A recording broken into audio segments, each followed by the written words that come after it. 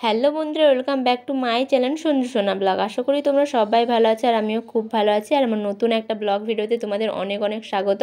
আর আমি আর তোমাদের দাদাভাই বেরিয়ে পড়েছি মামা শ্বশুরের বাড়িতে যাব বলে। আমার হচ্ছে এটা প্রথম যাওয়া, আর আমাদের রোয়া হচ্ছিল, মা রুইতে গেছিলো, ওই কারণে এসেছে আমরা যাব বলে। চলো যাওয়া যাক। বাড়ির থেকে টোটোতে উঠে পড়েছি, টোটো ধরে যাব বাবুরহাট, বাবুরহাট থেকে বাসে যাব। বাস অনেকক্ষণ দাঁড়িয়েছিলাম, তারপর বাস এসেছিলো, বাসে তো উঠে পড়েছে। আর আমরা যেদিনকে গেছিলাম সেদিন বৃষ্টি হচ্ছিলো, আমরা বেরিয়েছিলাম তখন বৃষ্টিটা থেমে গিয়েছিলো, ওই কারণে আমরা ঠিকঠাকভাবে যেতে পেরেছিলাম। আর চলো বেশি না বকে যাওয়া যাক, আর তোমরা পুরো ভিডিওটা দেখতে থাকো।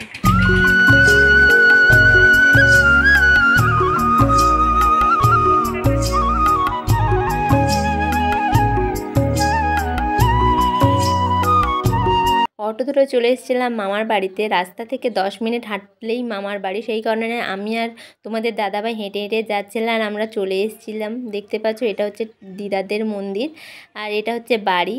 আমি প্রথমবার আসছিলাম, কিন্তু খুবই লজ্জা লাগছিল। যাই হোক, আমরা না অনেকক্ষণ আগে এসেছিলাম, এটা পরের ভিডিও তোমাদের সাথে শেয়ার করলাম। আর আমি নতুন এসেছিলাম তো ওই কারণে ভিডিও করতে একটু লজ্জা লাগছিল। যাই হোক, এইটা হচ্ছে বোন, এটা মামার মেয়ে, মামার একমাত্র মেয়ে। দেখতে পাচ্ছ এখানে দাঁড়িয়ে আছে, আর তোমাদের দাদাভাই ক্যামেরা করছে। আর আমাকে এখানে দিয়েছিল স্প্রাইট, সেটাই আমি বসে বসে খাচ্ছিলাম। আর এপাশে মামি রেডি করছিল চাউমিন। মামি যে আমরা এসেছিলাম প্রায় 12টা বেজে গেছিলো, অনেকটাই দেরি হয়ে গেছিলো বৃষ্টির কারণে। আর দেখতে পাচ্ছ মামি এখানে চাউমিন করছে। চাউমিন খেয়ে আসলো বৃষ্টিতে দেখতে পাচ্ছ কীভাবে চারপাশ সবুজ হয়ে আছে, কত সুন্দর লাগছে তাই না? আর অনেকটাই বেলা হয়ে গেছিলো এখানে দেখতে পাচ্ছ। তারপরে এই ভাইটা এসেছিলো, ভাইটা হচ্ছে মামিদের পাশের বাড়ি থেকে এসেছিলো। আর এ সবসময় মামি রান্না করেছিল কষা কষা মাংস, আর আরও অনেক কিছুই রান্না করছিল। খাওয়া দাওয়া কমপ্লিট করে সন্ধ্যাবেলাতে চলে গেছিলাম বাজারে, আমি মামি আর তোমাদের দাদাভাই। আর বাজারে এসেছি, ফুচকা খাবো না এটা তো হতেই পারে না, ওই কারণে মামি এনেছিল ফুচকা দোকানের কাছে। আর আমরা সবাই মিলে এখানে দাঁড়িয়ে আছি ফুচকা খাওয়ার জন্য। এই কাকুরা নাকি খুবই ভালো ফুচকা করে, সত্যি বলতে খুবই ভালো ফুচকা করেছিল।